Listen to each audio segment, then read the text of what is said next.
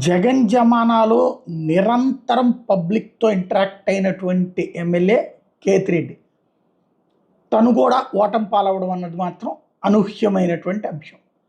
అయితే ఇప్పుడు వరుసగా కేసులు, వేధింపులకి పాల్పడుతున్నటువంటి దశలో ఒక సెటైర్, పేలిపోయే సెటైర్ వేసుకొచ్చారు. ఏంటంటే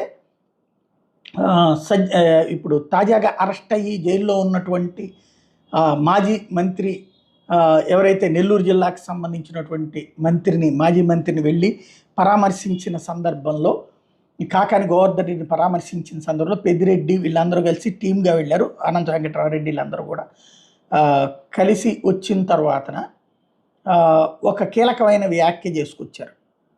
జైళ్ళను కొంచెం బాగా చేయండి, డెవలప్ చేయండి, మోడర్నైజ్ చేయండి, ఆధునీకరించండి. మీరు స్కూళ్ళు, హాస్పిటల్ ఎట్లాగో నాశనం చేస్తున్నారు. జగన్ టైంలో అవన్నీ బాగు చేశాడు. ఇప్పుడు మీరు అవి ఎట్లాగో